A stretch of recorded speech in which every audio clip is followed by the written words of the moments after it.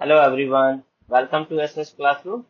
और आज हम डिस्कस करने वाले हैं मल्टीपल स्क्लेरोसिस के बारे में।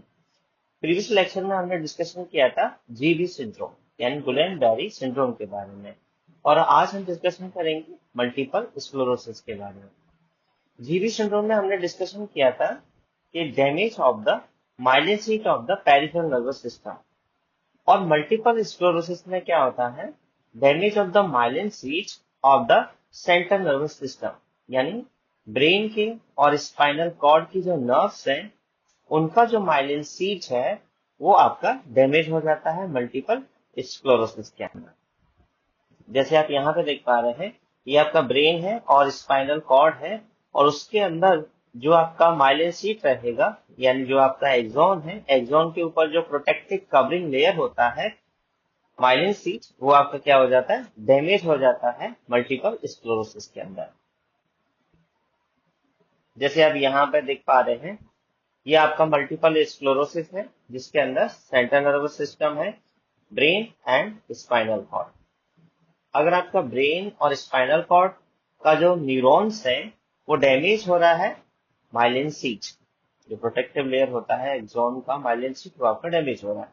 अगर सेम कंडीशन आपका पेरिफेरल नर्वस सिस्टम यानी अपर एक्सट्रीमिटीज के अंदर, थॉरैक्स के अंदर, एब्डोमिनल कैविटी के अंदर और आपका लोअर एक्सट्रीमिटीज के अंदर जितना भी न्यूरॉन्स है उनका जो माइलिन शीट है वो अगर डैमेज होता है तो आपका जीबीएस कहलाता है। जैसे मल्टीपल स्क्लेरोसिस में क्या है, ये आपका नॉर्मल न्यूरॉन्स है, ये आपका एक्सॉन फाइबर है, ये आपका माइलिन शीट है। इसके अंदर क्या हुआ, मल्टीपल स्क्लेरोसिस के अंदर ये आपका शीट जो है डैमेज हो जाता है। तो आज हम डिस्कशन करेंगे definition of multiple sclerosis, different types of multiple sclerosis, causes क्या है, risk factors, pathophysiology, clinical manifestation, diagnostic evaluations, management and complication, prevention, और लास्ट में डिस्कशन करेंगे डायग्नोसिस फॉर्म करने के बाद how to prepare the nursing care plan. यानी normally हम डायग्नोसिस तो फॉर्म कर लेते हैं, लेकिन नर्सिंग डायग्नोसिस फॉर्म करने के बाद उसको नर्सिंग केयर प्लान की स्टेप्स के अंदर किस तरीके से इंप्लीमेंट करते हैं ये हम डिस्कशन करेंगे। तो सबसे पहले हम डिस्कशन करते हैं इंट्रोडक्शन के बारे में।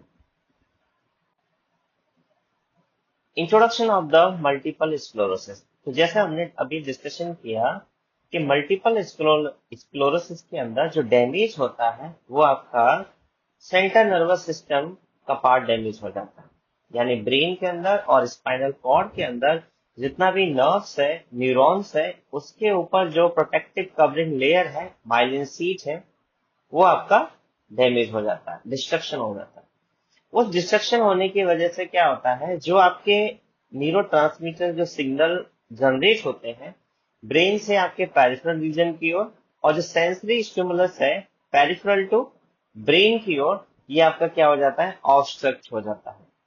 क्योंकि अगर पेरिफेरल से जो स्टिमुलस आ रहा है और स्पाइनल कॉर्ड उसको रिसीव नहीं करेगा तो वो ब्रेन के लिए ट्रांसफर नहीं होगा, जिसकी वजह से क्या होता है, सबसे पहले आपको वीकनेस फील होता है, उसके बाद आपका नमनेस आता है, टिंगलिंग सेंसेशन आता है, एंड रिजल्ट क्या होता है, आपका पैरालिसिस हो जाता है।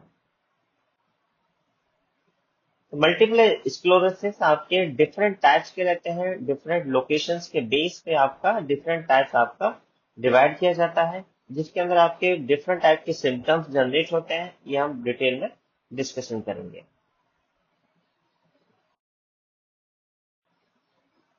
तो इसका डेफिनेशन क्या है, यानी मल्टीपल स्क्लेरोसिस का डिफाइन कैसे करेंगे कि व्हाट इज मल्टीपल स्क्लेरोसिस।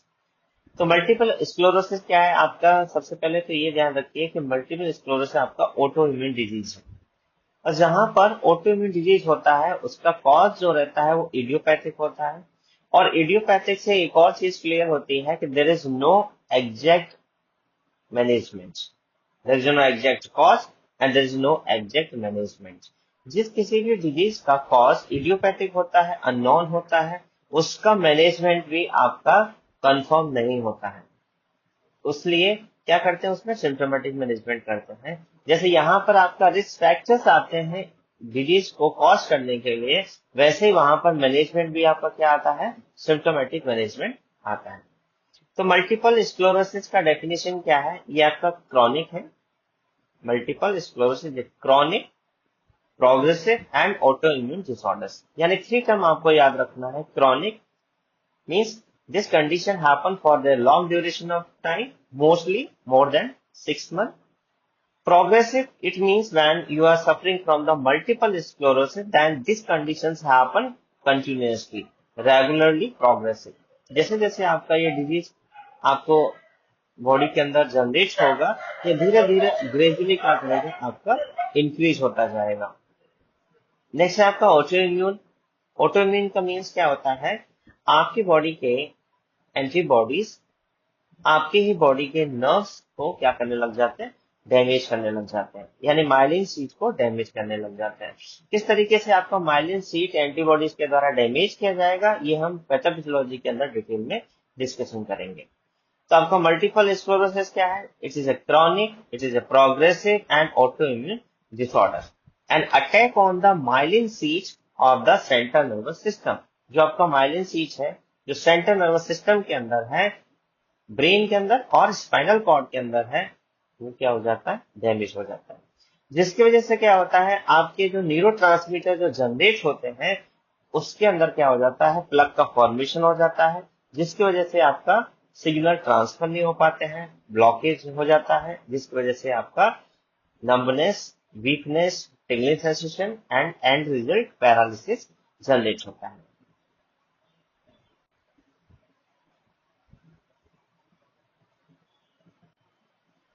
जैसे आप यहाँ पे देख पा रहे हैं, ये आपका नोड ऑफ रेनवियर है, ये आपका स्वान सेल्स है, ये आपका नर्व फाइबर है।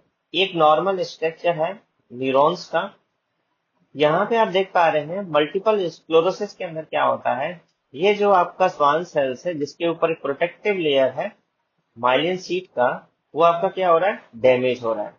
डिस्ट्रक्शन होने की वजह से क्या हो रहा है, अंदर का जो आपका एक्सोन है, यानी जो नर्व फाइबर है, ये आपका क्या हो जाता है, एक्सपोज हो जाता है, यानी ओपन हो जाता है, जिसकी वजह से ये जो नर्व सिग्नल जो ट्रांसफर होते हैं, वो आपके ऑब्स्ट्रक्ट होने लग जाते हैं due to collection of the scar tissue. Scar tissue पे यहाँ पे फॉर्मेशन होगा, माइलिन शीट आपका डैमेज हो जाएगा, जिसकी वजह से आपके सिग्नल ट्रांसफर नहीं हो पाते हैं।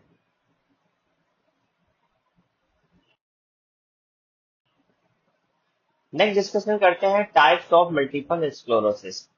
अब मल्टीपल स्क्लेरोसिस जो आपका अटैक होता है, यानी ये जो कंडीशन आपकी बॉडी के अंदर जब जनरेट होता है, तो आपके डिफरेंट टाइप के कैरेक्टरिस्टिक्स के बेस पर इसके टाइप्स को किया जाता है।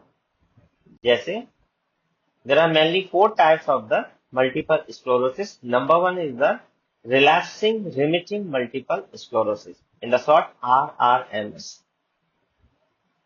अब रिलैप्सिंग मीन्स क्या होता है, रिमिटिंग वर्ड का मीनिंग क्या होता है। Relapsing means the attack of the multiple sclerosis. जैसे आपकी बॉडी के अंदर ऑटो इम्यून कंडीशन जनरेट होगा, जैसे आपके नंबनेस, वीकनेस, टिंगलिंग सेंसेशन आने लग जाएंगे, that is the attack of the multiple sclerosis. इसको बोलते हैं हम relapsing. Next is the remitting. Remitting means the recovery from the symptoms of the multiple sclerosis. तो सबसे पहले क्या हुआ, मल्टीपल स्क्लेरोसिस का अटैक आएगा, उसके बाद रिकवरी होगा, अगेन अटैक आएगा, अगेन रिकवरी होगा, अगेन अटैक आएगा, अगेन रिकवरी होगा। अगर आपकी बॉडी के अंदर इस तरीके से आपके सिम्टम जनरेट हो रहे हैं कि सिम्टम जनरेट हुए, फिर आपके नॉर्मल हो गए, उसके बाद फिर अगेन सिम्टम जनरेट हुए, उसके बाद फिर नॉर्मल हो गए, this is the type of relapsing remitting multiple sclerosis. Generally यही सबसे ज्यादा देखने को मिलता है। 80% जो चांसेस होते हैं वो आपके टाइप्स होता है RRMS। ग्राफ के जरिए इसको समझते हैं। जैसे फॉर एग्जांपल ये ब्लू जो ग्राफ बनेगा वो आपका रिलैप्स के लिए शो करेगा, एंड येलो कलर का जो ग्राफ बनेगा वो आपका वर्सनिंग सिम्टम के लिए बनेगा। फॉर एग्जांपल जैसे यहां से आपका अटैक शुरू हुआ, तो रिलैप्सिंग स्टेज आपका यहां से आपका जनरेट हुआ, उसके बाद सिम्टम्स आपके कांस्टेंट आपकी बॉडी में जनरेट हो रहे हैं। अगेन क्या हुआ, ये जो ग्राफ है डाउन जा रहा है, इट मींस क्या हो रहा है, आपका रिमिटिंग स्टेज आ गया। रिमिटिंग मींस रिकवरी स्टेज आ गया। रिकवरी स्टेज आने के बाद अगेन आपके जो सिम्टम है वो क्या हो गए, वर्सनिंग स्टेज में चले गए। यानी जो सिम्टम थे वो आपके अगेन सीवियर हो गए। जैसे सीवियर होंगे अगेन आपका अटैक आपकी प्रीवियस स्टेज से क्या होगा, सीवियर हो जाएगा। जैसे आप देख पा रहे हैं यहाँ पर आपका जो अटैक आया था वो इस लेवल का था, अगेन जो अटैक आया वो उससे सीवियर हो गया। अगेन आपका स्टेज क्या हुआ, कांस्टेंट हो गया। अगेन आपका स्टेज रिकवरी स्टेज यानी रिमिटिंग के अंदर चला गया। अगेन वर्सनिंग सिम्टम जनरेट हुआ। अगेन स्टेप आपका अटैक जो है प्रीवियस स्टेज से सीवियर हो गया। तो इस तरीके से जो आपका ग्राफ बनता है, दिस इज द RRMS।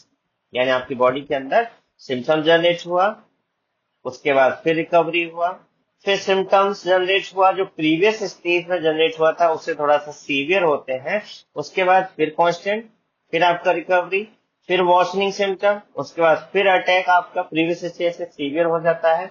इस तरीके से जो ग्राफ बनता है, यानी इस तरीके से आपकी बॉडी के अंदर जो मल्टीपल स्क्लेरोसिस के जो अटैक आते हैं, that comes under the relapsing remitting multiple sclerosis. Next type है आपका primary progressive multiple sclerosis, PPMS। PPMS के अंदर क्या होता है, प्राइमरी प्रोग्रेसिव मल्टीपल स्क्लेरोसिस। यानी कंटिन्यूसली ये क्या होगा, प्रोग्रेसिव स्टेज में रहेगा। ऐसा नहीं है कि आपका सिम्टम जनरेट हुआ, मल्टीपल स्क्लेरोसिस का अटैक आया, उसके बाद आपका रिकवरी स्टेज में चला गया।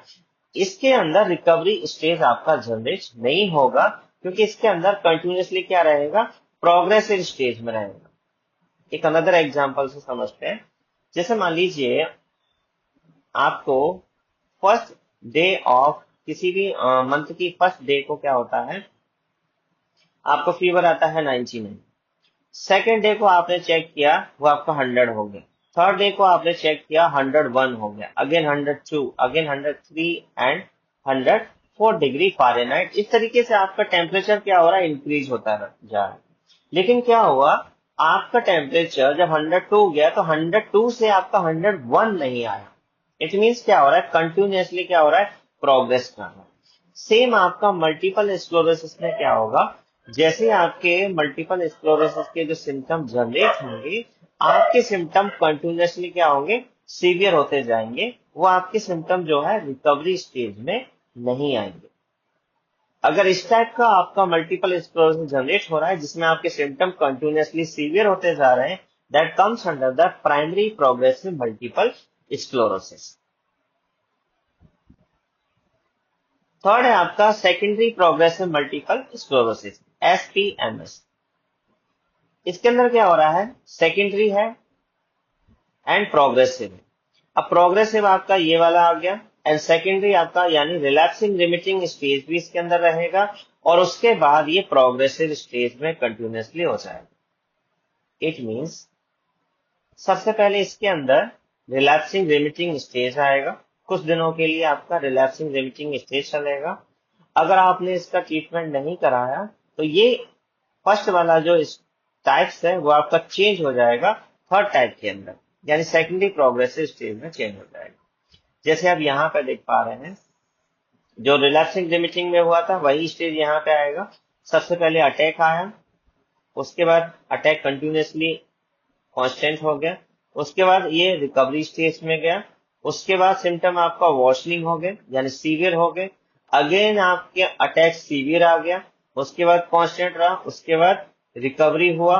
उसके बाद आप देख रहे हैं कि वर्सनिंग सिम्टम कंटिन्यूसली आपका सीवियर होता जा रहा है, लेकिन रिकवरी स्टेज यहाँ पर दिखाई नहीं दे रहा है। इट मीन्स क्या हुआ, अगर आपका सेकेंडरी प्रोग्रेसिव मल्टीपल स्क्लेरोसिस रहेगा तो शुरुआत में क्या होगा, रिलैप्सिंग रिमिटिंग स्टेज चलेगा कुछ दिनों के लिए, और उसके बाद ये कंटिन्यूसली जो सिम्टम्स हैं वो आपके सीवियर हो जाएंगे, बट रिकवरी स्टेज आपका नहीं आएगा। अगर इस टाइप के आपके सिम्टम जनरेट हो रहे हैं, that comes under the secondary progressive multiple sclerosis. Last है आपका progressive relapsing multiple sclerosis, PRMS। इसके अंदर क्या है, प्रोग्रेसिव रहेगा, यानी ईच स्टेज जो आएगा वो आपका प्रोग्रेसिव होगा, प्लस रिलैप्सिंग रहेगा। रिलैप्सिंग का मतलब क्या होगा, रिकवरी स्टेज भी आपको इसमें देखने को मिलेगा, बट आपका जो सीवियरनेस रहेगा, वर्सनिंग स्टेप रहेगा, वो आपका इंक्रीज रहेगा। फॉर एग्जाम्पल यहाँ पे देखिए, सबसे पहले आपका अटैक आया, उसके बाद कांस्टेंट अटैक बना रहा, उसके बाद रिकवरी आया, लेकिन यहाँ पे जो वर्सनिंग जनरेट हो रहा है, जो आपके सिम्टम्स सीवियर हो रहे हैं, वो कांस्टेंट नहीं हो रहे हैं। पहले वाली स्टेज से थोड़ा सा सीवियर वर्सनिंग आएगा, उसके बाद वर्सनिंग आया, अगेन आपका अटैक, अगेन आपका constant, again recovery, again worsening, क्या होगा, प्रोग्रेसिव रहेगा। सीवियर हुआ, again attack, again recovery, again आपका वर्सनिंग। अगर इस तरीके से अगर आपका ग्राफ बन रहा है, यानी इस तरीके से आपके सिम्टम्स जनरेट हो रहे हैं आपकी बॉडी के अंदर, तो ये आपका होगा प्रोग्रेसिव रिलैप्सिंग मल्टीपल स्क्लेरोसिस। तो रिलैक्सिंग रिमिटिंग आपका नॉर्मली कितने चांसेस होते हैं, 85%, यानी सबसे ज्यादा जो मल्टीपल स्क्लेरोसिस देखने को मिलता है वो है आपका RRMS। Attack means relapses and partial complete recovery means remission. Next आपका हमने देखा प्राइमरी प्रोग्रेसिव मल्टीपल स्क्लेरोसिस, जो कि 10 to 15% of all MS cases में होता है। यानी जितने भी आपने 4 टाइप्स पढ़े हैं, ये मेनली टाइप्स होते हैं, इनके अंदर 10 to 15%, यानी रेयर देखने को मिलेगा PPMS। Secondary progressive multiple sclerosis आपका रिलैप्सिंग एंड वर्सनिंग स्टेज में कंटिन्यूसली हो जाता है। तो सबसे पहले स्टेज आपका जनरेट होगा RRMS, जिसके अंदर रिलैप्सिंग एंड रिमिटिंग स्टेज चलेगा, फिर again relapsing and remitting stage चलेगा, और आने वाले टाइम में क्या हो जाएगा, ये कंटिन्यूसली सीवियर हो जाएगा। तो इस तरीके से आपका जो सिम्टम है सेकेंडरी प्रोग्रेसिव का जनरेट होता है। फोर्थ टाइप हमने देखा था प्रोग्रेसिव रिलैप्सिंग। प्रोग्रेसिव रिलैप्सिंग में क्या हो रहा है, आपका ग्रेजुअल वर्सनिंग ऑफ सिम्टम, धीरे धीरे आपके जो सिम्टम है वो आपके सीवियर होते जाएंगे। जैसे पहले आपका अटैक आया, उसके बाद रिकवरी स्टेज आया, फिर वर्सनिंग आपका सीवियर हुआ, फिर अटैक आया, फिर कांस्टेंट, फिर रिकवरी, लेकिन ग्रेजुअली ये क्या होते जा रहे हैं, सीवियर फॉर्म में आ रहा है। अगर इन फोर को कंपेरिजन किया जाए तो इस तरीके से आप देख सकते हैं, RRMS के अंदर रिलैप्सिंग रिमिटिंग स्टेज, PPMS के अंदर कंटिन्यूसली प्रोग्रेसिव यानी primary progressive multiple sclerosis, secondary progressive multiple sclerosis के अंदर पहले आपका RRMS जनरेट होगा, उसके बाद स्टेज आपका PPMS के अंदर यानी कंटिन्यूसली प्रोग्रेसिव स्टेज में चला जाएगा। PRMS के अंदर ईच स्टेप के अंदर जो वर्सनिंग सिम्टम है वो आपके सीवियर हो जाएंगे, यानी ग्रेजुअल आपके सिम्टम जो है सीवियर होते चले जाएंगे। तो आपके सिम्टम्स के बेस पर आप आइडेंटिफाई कर पाते हैं कि टाइप ऑफ मल्टीपल स्क्लेरोसिस आपका कौन सा है।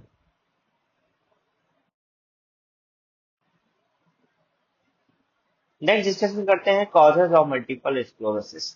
तो कॉजेज अभी हमने डिस्कशन किया था इंट्रोडक्शन के अंदर कि there is no cause of the multiple sclerosis because of the it's caused by the auto immune disorder, यानी आपकी बॉडी की एंटीबॉडीज ही आपकी बॉडी की हेल्दी सेल्स को डैमेज करते हैं, that comes under the auto immune disease. तो इसका एग्जैक्ट कॉज आइडेंटिफिकेशन नहीं है, काफी सारी रिसर्चेस की गई हैं, लेकिन एग्जैक्ट कॉज क्या है मल्टीपल स्क्लेरोसिस का, क्यों आपके माइलिन सी डैमेज हो जाते हैं सेंट्रल नर्वस सिस्टम के, इसका एग्जैक्ट कॉज फाइंड आउट नहीं हुआ है।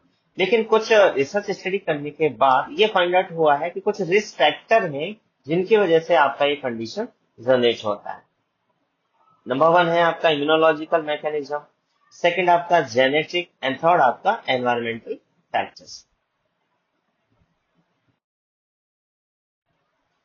तो रिस्क फैक्टर के बारे में हम डिस्कशन करते हैं कि कौन कौन से रिस्क फैक्टर हैं जो आपका मल्टीपल स्क्लेरोसिस को जनरेट कर सकते हैं।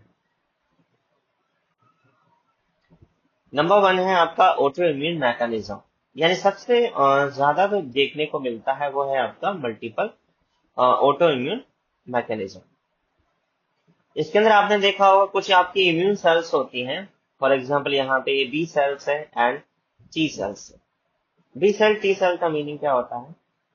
दोनों ही आपकी इम्यून सेल्स है, लेकिन बी सेल्स का मतलब there is maturation form in the bone marrow, यानी जो बी सेल्स रहेंगी उनका जो मैच्योरेशन होगा वो आपके बोन मैरो के अंदर होता है। एंड टी सेल्स, यानी टी सेल्स का जो मैच्योरेशन होता है ये आपका थाइमस ग्लैंड के अंदर होता है। यानी फॉर्मेशन तो आपका बोन मैरो के अंदर होगा, लेकिन इसका जो एक्टिव फेज होगा, जो वर्किंग फेज होगा, यानी मैच्योरेशन स्टेज रहेगा जिसमें ये आपकी वर्क करने लग जाती है, तो इनका मैच्योरेशन कहाँ पे होता है? बी सेल्स का बोन मैरो के अंदर एंड टी सेल्स का थाइमस ग्लैंड के अंदर। इसलिए जो सेल्स आपकी बोन मैरो से जनरेट होके आती हैं, मैच्योर होके आती हैं, उनको हमने बी सेल्स नाम देते हैं। एंड जो थाइमस ग्लैंड से जनरेट होके आती हैं उनको हम टी सेल्स नाम देते हैं। बी सेल टी सेल्स का वर्क क्या होता है? जैसे यहाँ पे लिखा हुआ I attack invaders outside the cells, यानी जितने भी सेल के आउटसाइडर में जो भी आपके माइक्रो ऑर्गेनिजम्स रहेंगे, बैक्टीरिया वायरसेस जो आपके अटैच होंगे इम्यून सेल से, यानी बी सेल से जितना भी अटैच होगा ये आउटसाइड से क्या करेगा? इनको डैमेज कर देगा।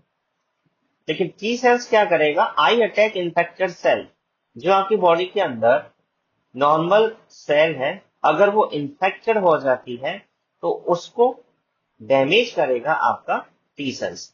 इसलिए टी सेल्स आपका ऑटो इम्यून डिजीज के अंदर टी सेल्स आपका रेस्पॉन्सिबल होता है, और ये क्या करता है? इन्फेक्टेड सेल को भी डैमेज करता है, साथ में आपकी बॉडी की जो हेल्दी सेल्स होती है उनको भी डैमेज कर देता है। इसी वजह से क्या होता है? आपका ऑटो इम्यून डिजीज जनरेट होता है। नेक्स्ट रिस्पेक्ट है आपका जेनेटिक ससेप्टिबिलिटी। जेनेटिक ससेप्टिबिलिटी का मतलब क्या है? ये एक जनरेशन से दूसरी जनरेशन में ट्रांसफर नहीं होता है, बट अगर जेनेटिक कुछ चेंजेस हैं तो आपके इंक्रीजेस चांसेस हो जाते हैं आपके मल्टीपल स्क्लेरोसिस के। एंड थर्ड आपका रिस्पेक्टर है एनवायरमेंटल फैक्टर। एनवायरमेंटल फैक्टर में जैसे आपका सनलाइट है, विटामिन जी है। तो विटामिन डी क्या करता है? आपके इम्यून सिस्टम को स्ट्रॉन्ग करता है। लेकिन अगर विटामिन डी का डेफिशिएंसी हो जाए तो जिसकी वजह से क्या हो जाता है? आपका ऑटो इम्यून होने के चांसेस ज्यादा हो जाते हैं। विटामिन डी अगर कम मिल रहा है इसका मतलब क्या है? लो सनलाइट एक्सपोजर। आजकल की लाइफ स्टाइल में क्या होता है? सनलाइट का एक्सपोजर नहीं हो पाता है, तो उस वजह से भी आपका विटामिन डी कम हो सकता है। Intake of vitamin D lack हो रहा है, विटामिन डी नहीं ले पा रहे हैं, उसकी वजह से भी आपका विटामिन डी कम हो रहा है। तो इसकी वजह से क्या होता है? जो आपका ऑटो इम्यून डिसऑर्डर है उनके चांसेस आपके इंक्रीज हो जाते हैं। नेक्स्ट आपका वायरल इन्फेक्शन। जैसे मान लीजिए कोई पेशेंट है ऑलरेडी सफर कर रहा है डिफरेंट टाइप के वायरल इन्फेक्शन से, for example EBV, abstain Barr virus, human herpes virus, cytomegalo virus and measles virus, और भी बहुत डिफरेंट टाइप के वायरसेस होते हैं जिनकी वजह से आपकी बॉडी ऑलरेडी सफर कर रही है। जब आपकी बॉडी सफर कर रही है तो उस केसेस में भी क्या होता है? आपका ऑटो इम्यून हाइपर एक्टिव हो जाता है और आपको ऑटो इम्यून डिसऑर्डर होने के चांसेस इंक्रीज हो जाते हैं।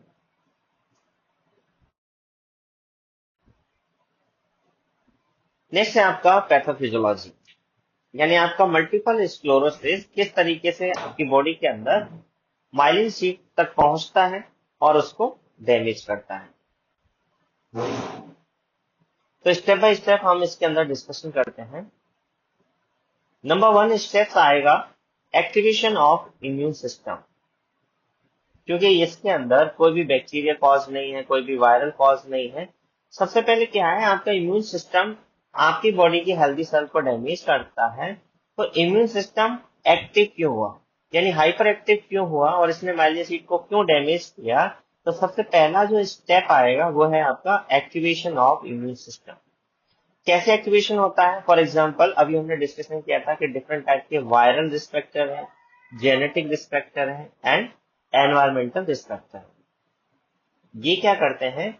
आपकी बॉडी में इंफेक्शन कॉज करते हैं, जिनकी वजह से क्या होता है? एक्टिवेट द टी सेल्स, यानी जो थाइमस ग्लैंड में मैच्योर होती है सेल्स वो है आपका टी सेल्स।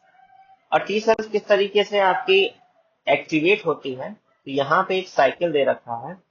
फॉर एग्जाम्पल आपका वायरस आपकी बॉडी के अंदर इंटर करता है, ये वायरस है, आपकी बॉडी के अंदर इंटर किया, और आपकी हेल्दी सेल्स के साथ क्या हुआ, इसका कांटेक्ट हुआ। जैसे हेल्दी सेल के साथ इसका कांटेक्ट होता है, आपकी सेल क्या हो जाती है, इन्फेक्टेड हो जाती है विद द वायरस। जैसे यहाँ पर इन्फेक्टेड सेल होती है, आपकी बॉडी के अंदर जो इम्यून सिस्टम है वो इसको रिकॉग्नाइज करता है और टी सेल्स आपका इसके साथ कांटेक्ट में आता है। जैसे टी सेल्स आपका कांटेक्ट में आता है और फाइंड आउट करता है कि आपका सेल है वो इन्फेक्टेड हो चुका है, इम्यून सेल्स आपकी साइटोकाइंस रिलीज करने लग जाती है। जैसे आपकी साइटोकाइंस रिलीज होती हैं, आपकी जो टी सेल्स हैं वो आपकी एक्टिवेट हो जाती हैं। यानी एक्टिवेशन ऑफ टी सेल्स जैसे होता है, टी सेल्स आपका मल्टीप्लिकेशन करने लग जाता है, अपना रिप्लिकेशन करने लग जाता है, अपना कॉपी फॉर्म करने लग जाता है, अपना जीरोक्स करने लग जाता है। जैसे अपना रिप्लिकेशन करता है, उसके बाद क्या हो जाता है, फेगोसाइटोसिस की प्रोसेस होती है और इसके अंदर जो इन्फेक्टेड सेल है वो आपकी डिस्ट्रक्शन हो जाती है और वायरस आपका डैमेज हो जाता है। ये आपका एक नॉर्मल प्रोसेस चलता है। कोई भी वायरस अगर आपकी बॉडी में एंटर करता है तो इस तरीके से आपका टी सेल्स आपके इन्फेक्टेड सेल और वायरस को डैमेज करता है through the phagocytosis process. In case क्या होता है, अगर ये टी सेल जो रिप्लिकेशन हुआ है, ये डिस्ट्रक्शन सेल को न डैमेज करके आपकी बॉडी की जो हेल्दी सेल है इसको डैमेज करने लग जाए, that comes under the auto immune disorder. यानी इन्फेक्टेड सेल को भी डैमेज कर रही है, साथ में इसको भी इन्फेक्टेड समझ के और हेल्दी सेल को भी क्या कर रही है, डैमेज कर रही है। तो आपकी बॉडी के अंदर ऑटो इम्यून डिसऑर्डर के अंदर यही प्रोसेस आपका जनरेट होता है। तो पहली स्टेप्स में आपका एक्टिवेशन ऑफ इम्यून सिस्टम कैसे होता है, वायरस आपकी बॉडी के अंदर इंटर करता है, वायरल आपको इन्फेक्शन होता है, उसकी वजह से आपका टी सेल्स एक्टिवेट होता है। जैसे आपकी बॉडी के अंदर टी सेल्स एक्टिवेट हो जाता है, T cells can transfer the blood brain barrier. अब आपके ब्रेन के अंदर ट्रिपल बी यानी ब्लड ब्रेन बैरियर होता है, इसको समझिए। जैसे आपकी प्लाज्मा मेम्ब्रेन होती है, सेमी परमेबल मेम्ब्रेन होती है, परमेबल मेम्ब्रेन होती है, सेलेक्टिवली परमेबल मेम्ब्रेन होती है एंड हाईली परमेबल मेम्ब्रेन होती है। तो इसके अंदर जो ट्रिपल बी है ये आपका हाईली सेलेक्टिवली परमेबल मेम्ब्रेन है, यानी हर मॉलिक्यूल्स आपका ब्लड ब्रेन बैरियर को क्रॉस नहीं कर सकता है। लेकिन इम्यून सेल्स, कुछ आपकी इम्यून सेल्स हैं जैसे T cells, B cells and macrophages can enter into the central nervous system through the cross of the blood brain barrier. यानी आपकी इम्यून सेल्स हैं वो आपकी ब्लड ब्रेन बैरियर को क्रॉस करके आपके सेंट्रल नर्वस सिस्टम में इंटर कर जाती है। ये आपका सेकंड स्टेप हो गया। थर्ड स्टेप में क्या होगा, जैसे आपकी सेंट्रल नर्वस सिस्टम के अंदर ये टी सेल्स पहुंचती हैं, वहां पर ये देखते हैं कि आपका न्यूरॉन का स्ट्रक्चर है और उसके ऊपर स्वान सेल्स है और आपका माइलिन शीट है। अब ये माइलिन शीट को फॉरेन पार्टिकल समझ के उस पर अटैक करना शुरू कर देती है। यानी these immune cells recognize myelin as a foreign particles and launch an attacks। जैसे ही आपका अटैक लॉन्च करती है, माइलिन शीट आपका क्या हो जाता है, डिस्ट्रक्शन होना शुरू हो जाता है, यानी डिस्ट्रॉय हो जाता है। जो डिस्ट्रक्शन और डिस्ट्रॉय होता है तो उसके लिए टर्म यूज होता है डीमाइलिनेशन। माइलिनेशन जब आपका प्रोटेक्टिव कवरिंग लेयर था, और जब आपका प्रोटेक्टिव लेयर डैमेज हो जाता है, नर्व फाइबर आपका एक्सपोज हो जाता है, तब उस कंडीशन को हम बोलते हैं demyelination, the removing of the myelin sheet from the protective layer from the neurons, from the axons. जैसे ही आपका अटैक होगा उसके बाद प्रोसेस क्या होगा, जैसे आप यहाँ पे देख पा रहे हैं, ये आपका डेंड्राइट्स है, ये आपका सेल बॉडी है, ये आपका एक्सॉन्स है, ये आपकी टर्मिनल बटन्स है। ये जनरल आपका न्यूरॉन्स का स्ट्रक्चर है जो आपने एनाटॉमी फिजियोलॉजी के अंदर डिस्कशन किया है। तो जैसे आपका ये जो टी सेल्स आ रही हैं, ये जो आपके एंटीबॉडीज हैं, ये आपके माइलिन शीट के साथ अटैच हो रहे हैं और माइलिन शीट के साथ अटैच होकर के इसको क्या कर रहे हैं, एंगल्फ कर रहे हैं, इसका डिस्ट्रक्शन कर रहे हैं। जैसे इसका डिस्ट्रक्शन कर रहे हैं, यहाँ पर आप ये देख पा रहे हैं इसका क्या हो गया, माइलिन शीट का डिस्ट्रक्शन हो गया। इस तरीके से धीरे धीरे करके इसका कंप्लीटली जो प्रोटेक्टिव लेयर है इसको ये डैमेज कर देती है। साथ में और क्या करती है, जैसे डैमेज करेगा तो यहाँ पर इंफ्लामेशन जनरेशन होने लग जाता है, यानी इंफ्लामेटरी प्रोसेस जनरेट होने लग जाता है और इंफ्लामेटरी साइटोकाइंस रिलीज होने लग जाते हैं। इंफ्लामेटरी साइटोकाइंस में क्या क्या है आपके TNF alpha, IL-1, IFN delta R release by the process of the inflammatory cytokines. जैसे आपके इंफ्लामेटरी साइटोकाइंस रिलीज होते हैं, ये क्या करते हैं, ओलिगोडेंड्रोसाइट्स जो सेल होती हैं जो माइलिन शीट का फॉर्मेशन करती हैं, वो आपका डैमेज हो जाता है, यानी डैमेज ऑफ द ओलिगोडेंड्रोसाइट्स। यहाँ पे आप इमेज में देख पा रहे हैं, ये आपका न्यूरॉन्स का स्ट्रक्चर है और ये आपकी जो सेल है ये है आपका ओलिगोडेंड्रोसाइट्स।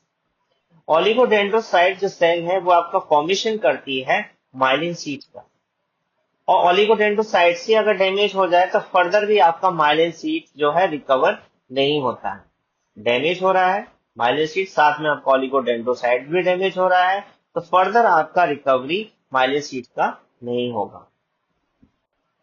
नेक्स्ट क्या होगा, अगर माइलिन शीट का डैमेज नहीं होगा तो एक्सपोजर किसका हो जाएगा, एक्सॉन का एक्सपोजर हो जाएगा, नर्व फाइबर का एक्सपोज हो जाएगा।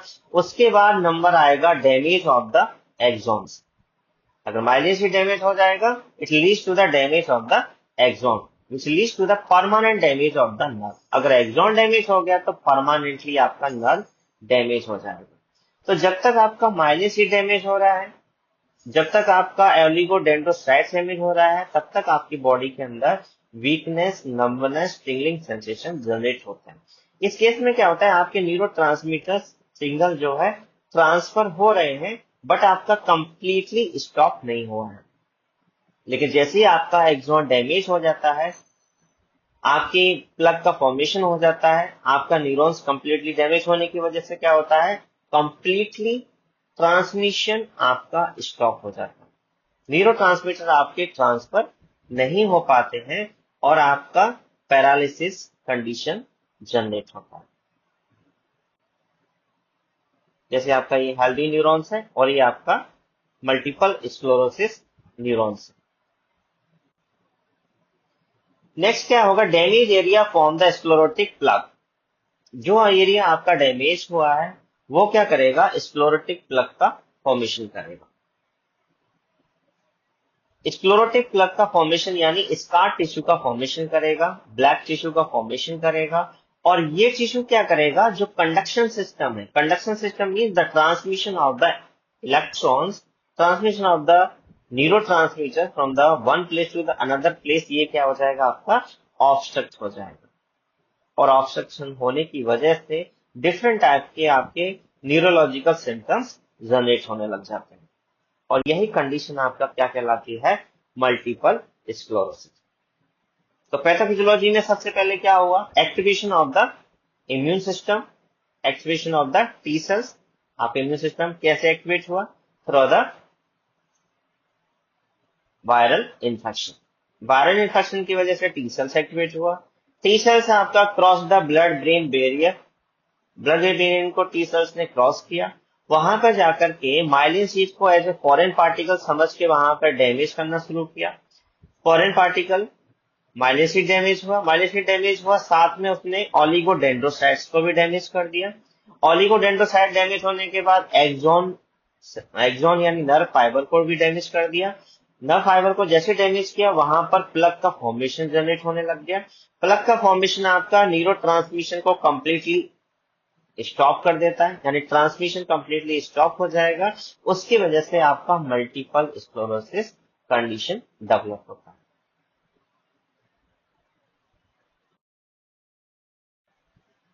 अब ये कंडीशन डेवलप होने के बाद क्या क्या सिम्टम्स जनरेट होंगे। नॉर्मली हमने सिम्टम देख लिए कि क्या क्या सिम्टम होंगे। नॉर्मली जो है numbness, weakness, tingling sensation, paralysis, ये कॉमन साइन आपके जनरेट होते हैं।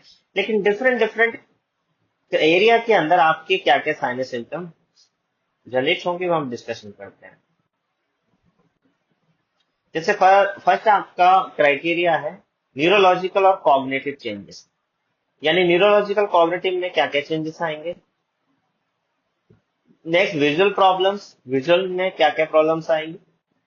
थर्ड आपका मोटर चेंजेस, मोटर चेंजेस का मतलब जो आपके सिग्नल ब्रेन से आपके पेरिफेरल सिस्टम में जाते हैं और आपको एक्टिविटी कराते हैं, उसमें आपके क्या क्या चेंजेस आएंगे।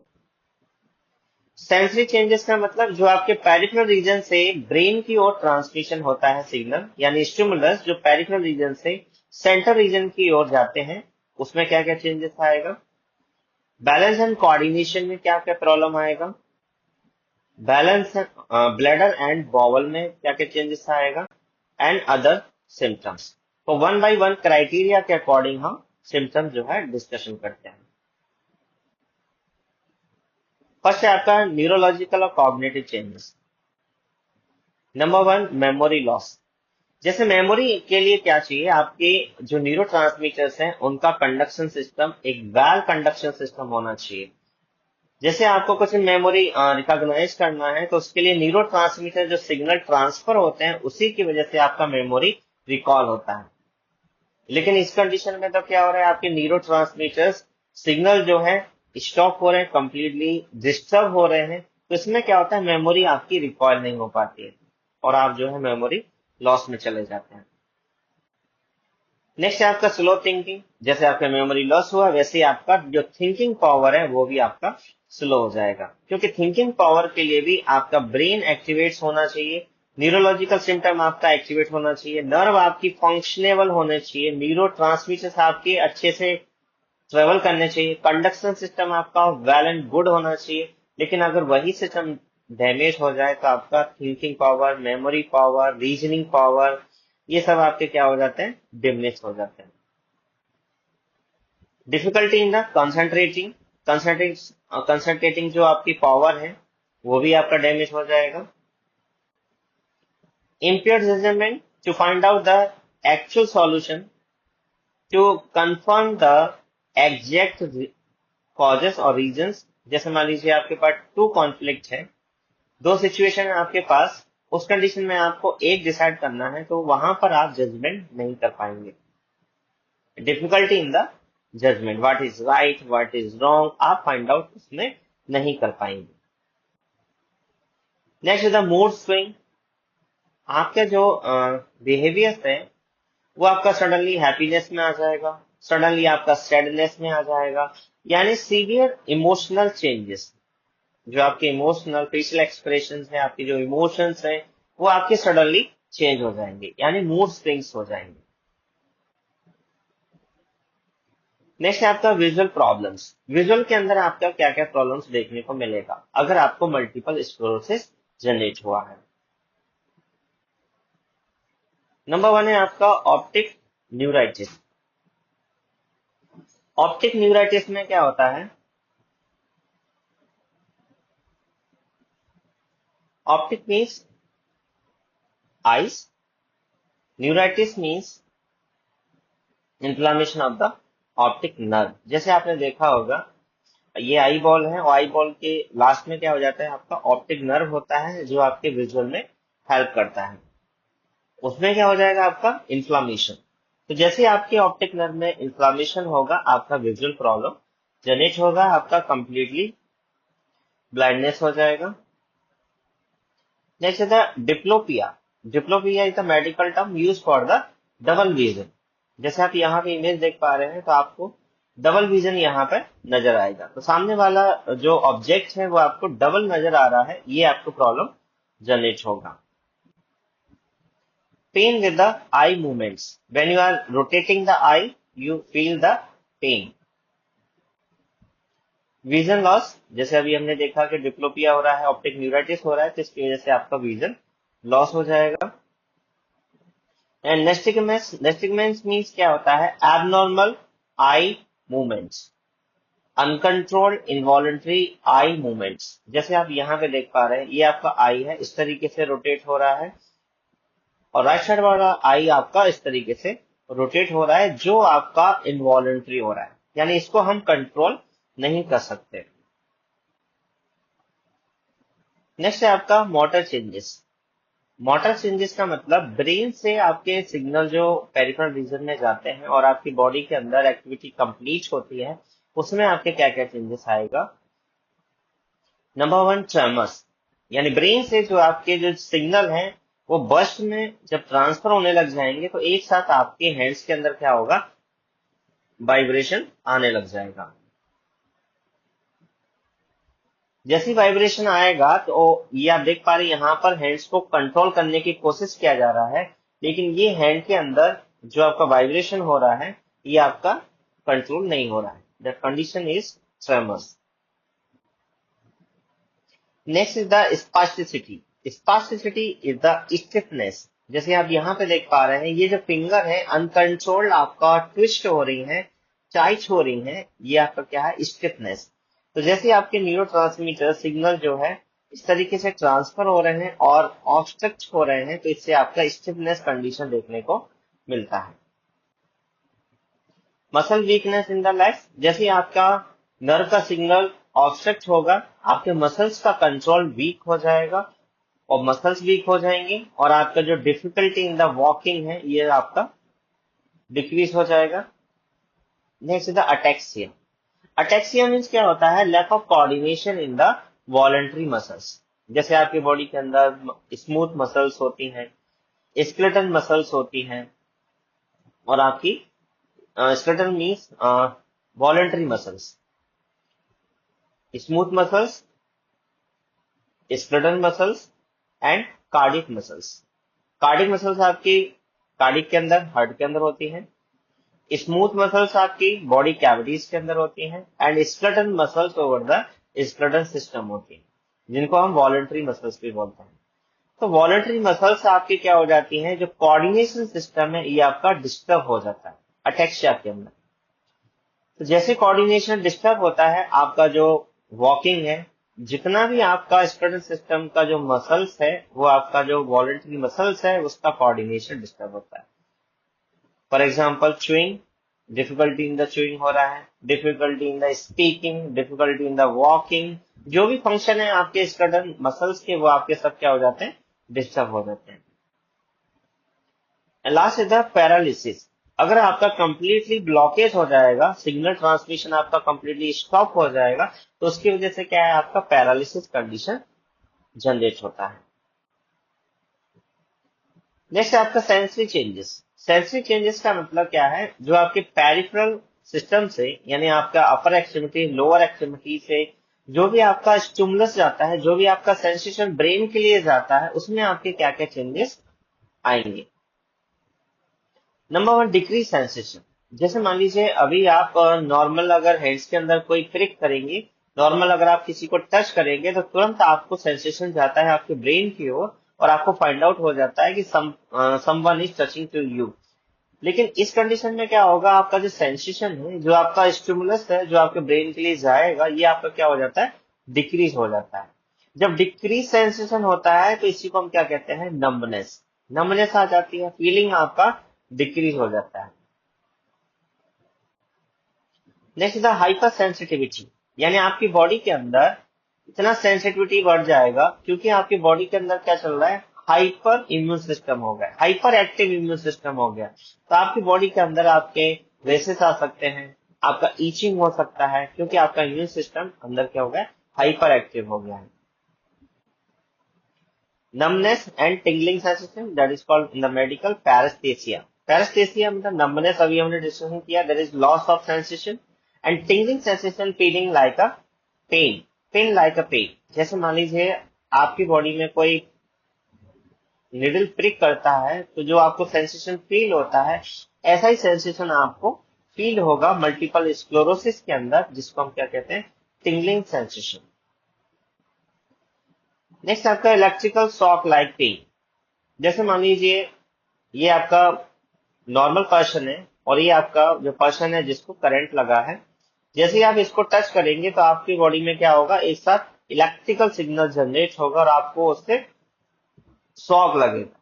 तो ऐसा अगर एक्टिविटी लग रहा है कि मल्टीपल स्क्लेरोसिस का कोई पर्सन है और उसको हमने टच किया और आपको क्या हुआ, एक शॉक लाइक पेन फील हो रहा है, जैसे आप इलेक्ट्रिकल करंट को पकड़ते हैं और आपको शॉक लगता है, वैसा ही आपको इस कंडीशन में लग रहा है, it means electrical shock like pen.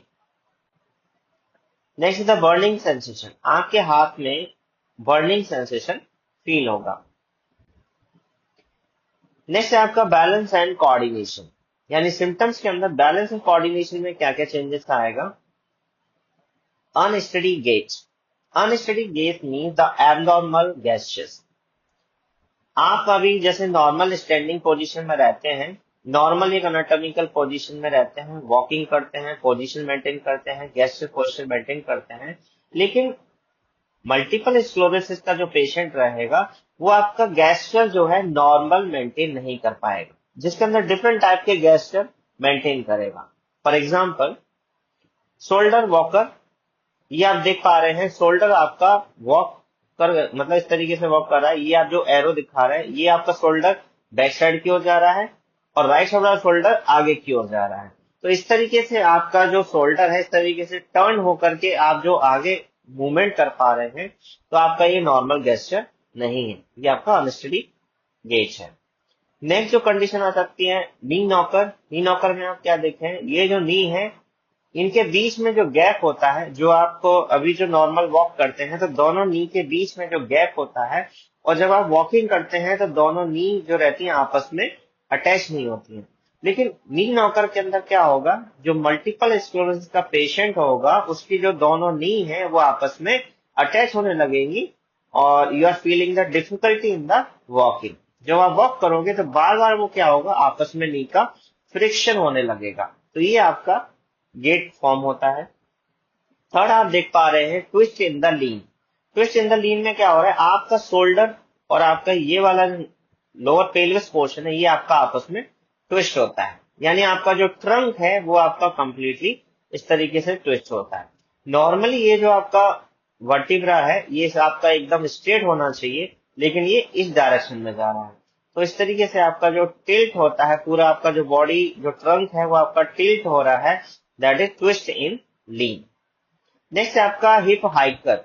Hip hiker का मतलब होता है आपका जो हिप है वो थोड़ा सा हाइक हो जाता है, यानी नॉर्मल जो दोनों हिप है वो आपके नॉर्मल एक बैलेंस में होना चाहिए, हॉरिजॉन्टल में होना चाहिए, लेकिन आपका एक हिप क्या होगा, हाइक कर जाएगा। जैसे आप देख पा रहे हैं ये जो लेफ्ट साइड का हिप है वो आपका ऊपर की ओर जा रहा है और राइट साइड का आपका नॉर्मल। तो ये आपके अनस्टेडी गेट्स हैं जो मल्टीपल स्क्लेरोसिस के अंदर जनरली फॉर्म होते हैं। नेक्स्ट आपका vertigo sensation. Vertigo means the feeling of spinning sensation, आपको ऐसा फील होगा जैसे चक्कर आ रहा है। नेक्स्ट है the loss of balance during walking. जैसे आप नॉर्मल वॉक कर रहे हैं तो आप अपना बैलेंस खो सकते हैं और आप क्या कर सकते हैं, वहां पर गिर सकते हैं। Next the dizziness, same feeling like a vertigo sensation.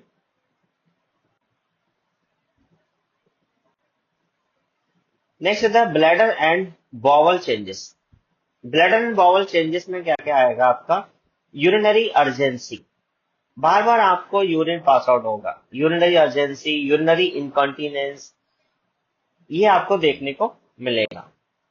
Urinary incontinence means unable to control the urine and urine pass out without your control. Urine आपका पास आउट हो जाएगा आपके बिना कंट्रोल के, तो आप क्या कर सकते हैं, बेड वर्डिंग कर सकते हैं, बेड पर यूरिन पास आउट कर सकते हैं, बेड पर स्टूल पास आउट कर सकते हैं, कॉन्स्टिपेशन हो सकता है, आपका बाउल इनकॉन्टिनेंस हो सकता है। Constipation means the stool hard हो सकता है due to the lack of peristaltic movements. जैसे जीआई सिस्टम के अंदर पेरिस्टाल्टिक मूवमेंट चलता है और आपका स्टूल जो है फर्दर पास होता है, अगर पेरिस्टाल्टिक मूवमेंट आपका स्लो हो जाएगा तो मैक्सिमम आपका वाटर का एब्जॉर्प्शन होगा और कंडीशन आपका कॉन्स्टिपेशन में डेवलप हो सकता है। लेकिन अगर न्यूरोट्रांसमीटर अगर बहुत तेजी से अगर स्प्रेड होते हैं, बल्क में आपके बस्ट हो जाते हैं, पेरिस्टाल्टिक मूवमेंट बहुत तेजी से होता है, उस कंडीशन में आपका बाउल इनकंटीनेंस भी जनरेट हो सकता है। बाउल इनकंटीनेंस में आपका जो यहाँ पर स्पिंक्टर होते हैं जो हम कंट्रोल करते हैं वो भी आपका रिलैक्स हो जाता है, हमको फीलिंग नहीं आती है, उस कंडीशन में भी आपका बाउल इनकंटीनेंस देखने को मिलता है। Next is the bladder pain. Bladder में आपका पेन फील होगा, जैसे ही आपका ब्लैडर यूरिनरी इनकंटीनेंस होगा ब्लैडर पेन करेगा। And abdominal pain in the case of the constipation and bowel incontinence. Other clinical manifestations में क्या आएंगे आपका, dysarthria. Dysarthria means slurred speech. जैसे नॉर्मल स्पीच करने के लिए आपके न्यूरोट्रांसमीटर्स आपकी नॉर्मल कंडक्शन सिस्टम में होना चाहिए, लेकिन अगर आपके न्यूरोट्रांसमीटर बहुत स्लो आ रहे हैं तो आप स्लर स्पीच करते हैं, आप अच्छे से बात नहीं कर पाते हैं।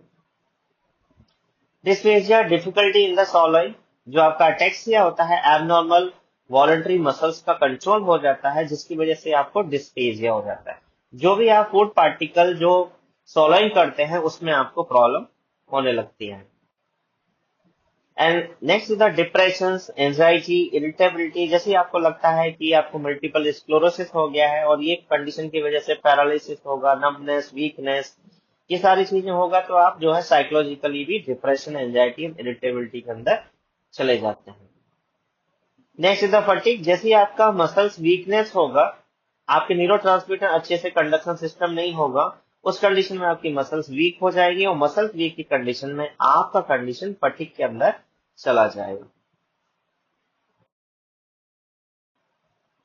तो ये सभी आपके जो क्लिनिकल मैनिफेस्टेशन है, ये आपके जनरेट होते हैं मल्टीपल स्क्लेरोसिस के अंदर।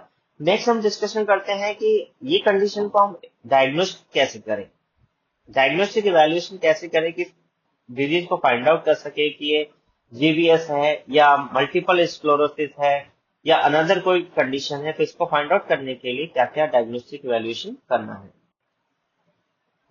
नंबर 1 है आपका history collection and physical examination. Normally क्या है, आपके पास सबसे पहले पेशेंट आएगा और आपको आइडेंटिफाई करना है, जो भी आपने सिम्टम अभी डिस्कशन किए हैं उसके बारे में आपको डिस्कशन करना है। आपका अर्ली साइन क्या है, आपका डिजीज प्रोग्रेस किस तरीके से हो रहा है, to find out the types of the multiple sclerosis and rule out other cause of symptoms. Find out करना है कि कोई अदर कॉज तो नहीं है, अदर कोई वायरल इन्फेक्शन तो नहीं है, अदर कोई बैक्टीरियल इन्फेक्शन तो नहीं है, आपका जो कंडीशन है उसमें किस टाइप के सिम्टम जनरेट हो रहे हैं, to find out the GVS, to find out the multiple sclerosis. क्योंकि जीवीएस में भी कंडीशन सेम सिम्टम जनरेट होते हैं, मल्टीपल स्क्लेरोसिस में भी सेम सिम्टम जनरेट होते हैं। तो आपको हिस्ट्री से थोड़ा फाइंड आउट लगाना है कि ये जीवीएस है या मल्टीपल स्क्लेरोसिस है। नेक्स्ट डायग्नोस्टिक वैल्यूएशन में हम मैग्नेटिक रेजोनेंस इमेजिंग यानी एमआरआई स्कैन कराना है। एमआरआई स्कैन क्या करेगा, to detect the plaque formation and lesion formation in the brain and spinal cord. जैसे आप ब्रेन और स्पाइनल कॉर्ड का एमआरआई और सीटी स्कैन करते हैं तो वहां पर क्या है, जो आपका माइलिन सीट है, जो आपकी न्यूरॉन्स है, वहां पर प्लग का फॉर्मेशन होता है। एट द एंड स्टेज यानी सीवियर स्टेज में आपका प्लग का फॉर्मेशन होता है, लीजन्स फॉर्मेशन होता है, आपके damage of the myelin seat वहां पर आपके नजर आते हैं। ये आप एमआरआई के अंदर चेक कर सकते हैं। Next, to rule out the changes in the antibodies linked to the multiple sclerosis you can do the lumbar puncture और एलपी पंक्चर, यानी सीएसएफ एनालिसिस कर सकते हैं। वर्टिब्रा कॉलम से आप सीएसएफ का सैंपल लेकर के और फाइंड आउट कर सकते हैं कि आपका एंटीबॉडीज का क्या स्टेटस है, और to find out the another viral and bacterial infection in the CSF. तो सीएसएफ सैंपल लेने के लिए आप दो पोजीशन मेंटेन करना है। नंबर 1 है लाइन पोजीशन, ये आप देख पा रहे हैं, ये पेशेंट आपका लाइन पोजीशन में है। एंड सेकंड आपका सिटिंग पोजीशन, और आपका जो लोकेशन होता है between the vertebra L3 and L4, and second location is the L4 and L5।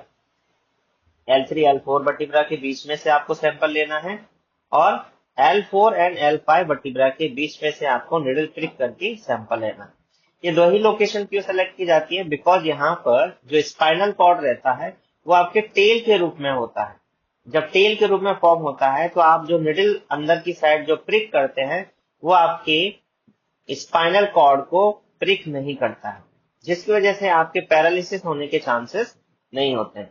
अगर आप सीएसएफ का सैंपल थोरेसिक कैविटी से लोगे, थोरेसिक वर्टिब्रा से लोगे, तो यहाँ पर जो स्पाइनल कॉर्ड रहता है वो हाई डायमीटर के अंदर रहता है, और हाई डायमीटर होने की वजह से क्या होता है, आपका स्पाइनल कॉर्ड यहाँ से इजिली प्रिक हो सकता है। इसलिए आपका जो सैंपल हमेशा वर्टिब्रा कॉलम के जो लुम्बार वर्टिब्रा है, L3 L4 वर्टिब्रा है और L4 L5 वर्टिब्रा है, उसी के बीच में से लिया जाता है। नेक्स्ट है आपका इवॉक्ड पोटेंशियल टेस्ट।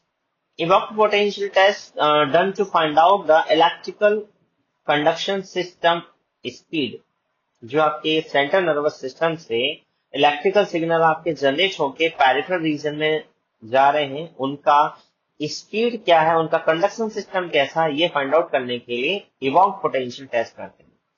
इस टेस्ट में क्या है, ये आपका मॉनिटर है, ये आपका प्रिंटर है और ये आपके इलेक्ट्रोड जो है हेड के ऊपर लगा दिए जाते हैं।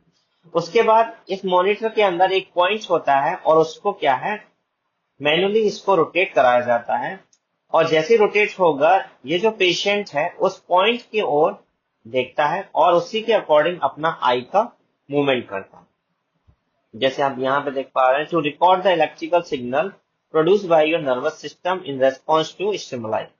In these tests, you watch a moving visual pattern as short electrical impulses are applied to nerve in your leg or arms. Electrode measures how quickly the information travel down your nerve pathway.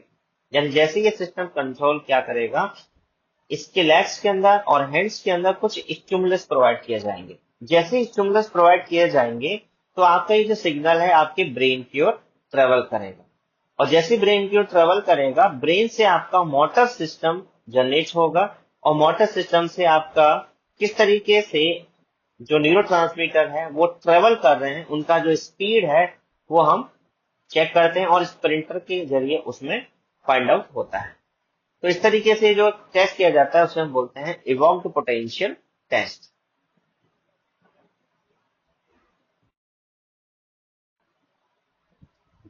Next है आपका management of multiple sclerosis. तो ये सारी चीजें हमने discussion कर लिया, cause या risk factor, pathophysiology, sign and symptoms, diagnostic evaluation भी फाइंड आउट कर लिया। नेक्स्ट इसका ट्रीटमेंट किस तरीके से करना है, यानी इस कंडीशन को कैसे मैनेज करना है। तो देखिए, ये जो कंडीशन है आपका ऑटो इम्यून है और जहां पर ऑटो इम्यून होता है उसका एग्जैक्ट ट्रीटमेंट भी नहीं होता है, लेकिन जो रिस्क फैक्टर होता है उसी के अकॉर्डिंग यहाँ पे क्या होता है, सिम्टोमेटिक मैनेजमेंट होता है। तो there is no cure for the multiple sclerosis. Multiple sclerosis का कोई भी परमानेंट इलाज नहीं है, लेकिन हम क्या क्या मैनेज कर सकते हैं। मैनेजमेंट ऑफ एक्यूट रिलैप्सेस, जो एक्यूट आपका कंडीशन जनरेट हुआ है, जो episodes of the multiple sclerosis हुए हैं, उनको हम मैनेज कर सकते हैं। मॉडिफाइड डिजीज कोर्सेस, जो आपका डिजीज किस तरीके से जनरेट हो रहा है, सीवियर हो रहा है, उसको मैनेज कर सकते हैं। एंड सिम्टोमेटिक रिलीफ, जो भी आपके सिम्टम्स आ रहे हैं उसको हम रिलीव कर सकते हैं, but not the permanent management. जैसे आप कॉर्टिकोस्टेरॉइड्स दे सकते हैं, नर्व इन्फ्लामेशन हो रहा है तो कॉर्टिकोस्टेरॉइड्स क्या करता है, आपका इम्यूनोसप्रेसिव ड्रग है और एंटी इन्फ्लामेटरी ड्रग्स भी है। तो ये प्रेडनिसोन है, मेथिल प्रेडनिसोन है, ये मेडिसिन क्या करती हैं, आपकी इन्फ्लामेटरी जो प्रोसेस जनरेट हो रहा है उसको ये मिनिमाइज करती हैं। नेक्स्ट जो है, जो मोस्ट ऑफ द केसेस में सबसे ज्यादा किया जाता है वो है आपका plasma pheresis. Plasma pheresis means plasma exchange, क्योंकि आपका जो इम्यून सिस्टम है तो एंटीबॉडीज आपके कहाँ पे रहते हैं, प्लाज्मा के अंदर। तो प्लाज्मा के अंदर पूरा प्लाज्मा आपका क्या हो जाता है, इंफेक्टेड हो जाता है, हाइपर एक्टिव एंटीबॉडीज उसके अंदर प्रेजेंट होते हैं। तो हम क्या करते हैं, पेशेंट की बॉडी से ब्लड को रिमूव किया जाता है और उस ब्लड में से प्लाज्मा को सेपरेट करके डिस्कार्ड कर दिया जाता है और वापस ब्लड सेल्स को और साथ में सब्स्टिट्यूशन प्लाज्मा, बाहर से फ्रेश फ्रोजन प्लाज्मा प्लस जो ब्लड सेल्स निकाली गई हैं उनको वापस पेशेंट की बॉडी में इंटर करा दिया जाता है। इससे क्या होता है, आपका कंडीशन जो है हाइपर एक्टिव जो हो रहा था वो आपका मिनिमाइज हो जाता है।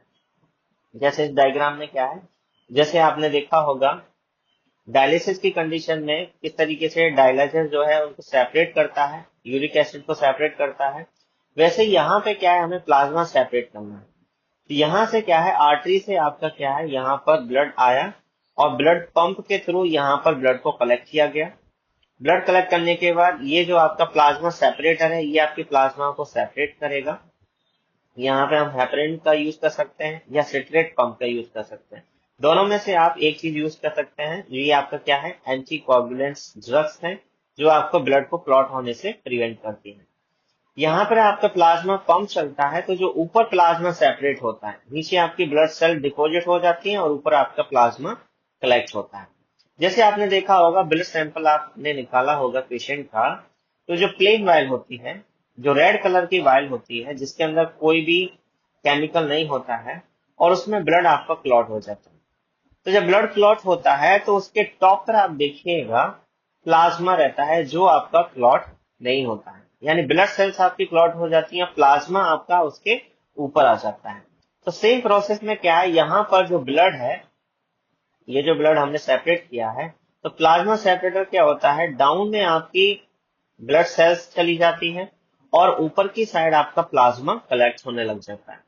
तो प्लाज्मा जैसे यहाँ पे कलेक्ट होता है, प्लाज्मा पंप से इसको रिमूव करके इस कंटेनर में कलेक्ट किया जाता है, सेपरेट किया जाता है और इसको क्या किया जाता है, डिस्कार्ड कर दिया जाता है। जैसे यहाँ पर ब्लड सेल्स यहाँ पर आती हैं, यहाँ से आपका सब्स्टिट्यूशन फ्लूइड, यानी यहाँ पर हम एल्बुमिन दे सकते हैं, यहाँ पे हम प्लाज्मा दे सकते हैं, यहाँ पे हम ब्लड ट्रांसफ्यूजन भी कर सकते हैं। तो यहाँ पर हमने प्लाज्मा को कनेक्ट कर दिया, जो आपका फ्रेश फ्रोजन प्लाज्मा है, जो आपका फ्रेश प्लाज्मा है, सब्स्टिट्यूशन पंप के द्वारा इसको इसके अंदर कलेक्ट किया और जैसे ही आपका यहाँ से ब्लड सेल्स आया, यहाँ से प्लाज्मा आया, वापस यहाँ पे कलेक्ट करके और दोनों को मिक्स करके आपकी बॉडी में वापस ट्रांसफर कर दिया जाता है। तो इसका प्लाज्मा फेरेसिस का मतलब क्या है, removing of the infected plasma and discard and again inserting of the blood cells and fresh frozen plasma inside the body. तो इससे क्या होता है, आपका इन्फेक्टेड प्लाज्मा रिमूव हो जाता है, तो आपके जो एंटीबॉडी जो हाइपर एक्टिव हो रहे थे वो भी रिमूव हो जाते हैं और फ्रेश आपका प्लाज्मा आपकी बॉडी में इंटर करता है, तो आपका कंडीशन मिनिमाइज हो जाता है। नेक्स्ट है आपका nursing management. As a nurse आपका क्या रोल है, आपके पास पेशेंट आ गया और एज ए नर्स आपका क्या काम है। For example, assess neurological function regularly, सबसे पहले आपको न्यूरोलॉजिकल एग्जामिनेशन करना है, motor changes, sensory changes, vision, reflexes, ये सब आपको चेक करना है to find out the exact status of the patient. Next है encourage mobility with the physical therapy and use of assistive devices. Patient इस condition में वॉक नहीं कर पाता है तो उसको assistive devices, cane, walker, crutches, ये सब आपको प्रोवाइड कराना है। मैनेज फटीग, पेशेंट आपका फटीग हो जाता है, उस कंडीशन में आपका एनर्जी कंजर्वेशन टेक्निक्स यूज करना है। Support bladder and bowel function through toileting schedule and fluid fibre intake. Patient को टॉयलेटिंग शेड्यूल करना है, यानी टाइम टेबल पेशेंट का बनाना है कि आप इसी टाइम पर वॉशरूम जाओगे, उसके अलावा वॉशरूम नहीं जाओगे, तो इससे क्या होता है, थोड़ा ब्लैडर बॉवल कंट्रोल का फंक्शन इंक्रीज होता है। Next, prevent complications like pressure ulcer and contractures with the रिपोजिशनिंग। Patient अगर लॉन्ग टाइम के लिए सेम पोजीशन में रहेगा तो आपके बैड सोर यानी प्रेशर सोर होने के चांसेस होते हैं, कॉन्ट्रैक्चर्स फॉर्मेशन होने के चांसेस होते हैं। तो ऐसे पेशेंट को हमें क्या करना है, every 1 hourly 2 hourly position change करते रहना है। एल्सो सेफ्टी, इस कंडीशन में क्या होगा, पेशेंट फॉल डाउन होने के चांसेस सबसे ज्यादा होते हैं, तो आपको फॉल प्रिकॉशंस लेना है, होम मॉडिफिकेशन करना है, पेशेंट को साइड रेलिंग करना है, पेशेंट को व्हील चेयर पे ले जा रहे हैं तो सीट बेल्ट लगाना है। इस तरीके से आपको पेशेंट को सेफ्टी करना है। मॉनिटर फॉर द डिस्पेसिया, पेशेंट को डिफिकल्टी हो रही है सॉलोइंग के अंदर, तो आपको लिक्विड डाइट जनरली प्रोवाइड करना है जिससे इजिली आपका सॉलोइंग हो जाए। प्रोवाइड इमोशनल सपोर्ट, इस केसेस में क्या होता है, पेशेंट को डिप्रेशन, एंजाइटी, इरिटेबिलिटी, ये सारी चीजें फॉर्म होती हैं, तो आपको साइकोलॉजिकल सपोर्ट उसकी फैमिली को प्रोवाइड करना है। Educate patient and family on the disease progression, medication and relapse signs. Promote independence in the self care and daily activities as much as possible. कोशिश ये करना है कि पेशेंट आपका अगर मूवमेंट कर पा रहा है तो अपनी जो सेल्फ डेली एक्टिविटीज होती हैं वो आपका कंप्लीट कर सके। नेक्स्ट है आपका नर्सिंग डायग्नोसिस। अब ये कंडीशंस के अकॉर्डिंग क्या क्या नर्सिंग डायग्नोसिस फॉर्म होती है, तो हमने 2 नर्सिंग डायग्नोसिस फॉर्म किए हैं और उसका नर्सिंग केयर प्लान कैसे बनाना है ये हम डिस्कशन करते हैं। तो फर्स्ट आपका नर्सिंग डायग्नोसिस बनेगा impaired physical mobility related to muscles weakness and spasticity as evidence by unsteady gait and difficulty in walking. मतलब प्रॉब्लम क्या है पेशेंट को, इम्पेयर्ड फिजिकल मोबिलिटी, पेशेंट हमारा फिजिकली मूवमेंट नहीं कर पा रहा है।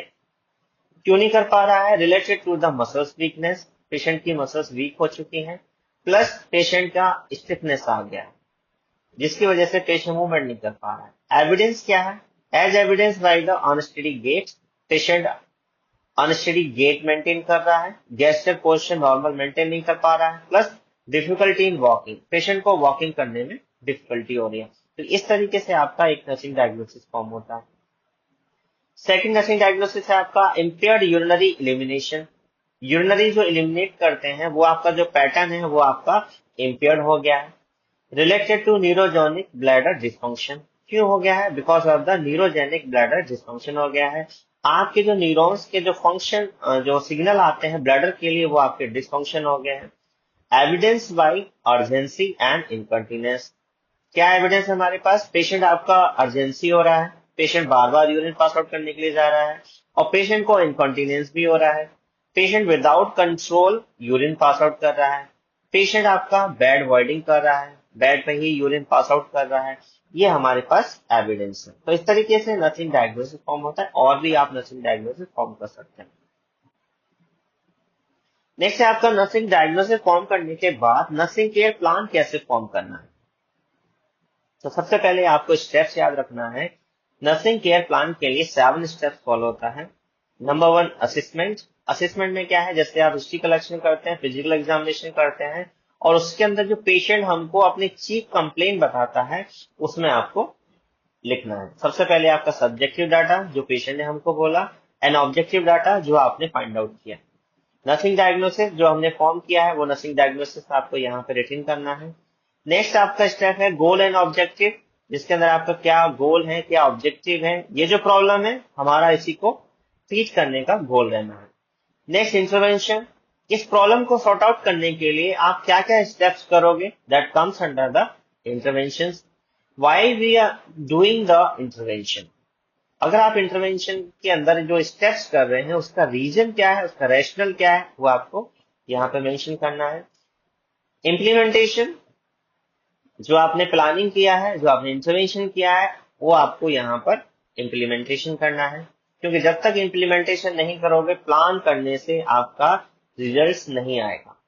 जैसे इम्प्लीमेंटेशन करोगे उसके बाद आपको इवेल्युएशन करना है कि आपने जो गोल टारगेट सेट किया था क्या वो आपने अचीव किया या नहीं किया। तो इस तरीके से आपका 7 स्टेप्स होता है। तो सबसे पहले हम असेसमेंट करते हैं।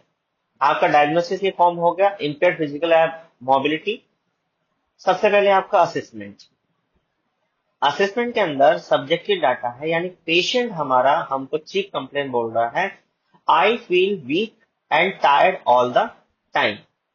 हमारा पेशेंट हमसे बोल रहा है,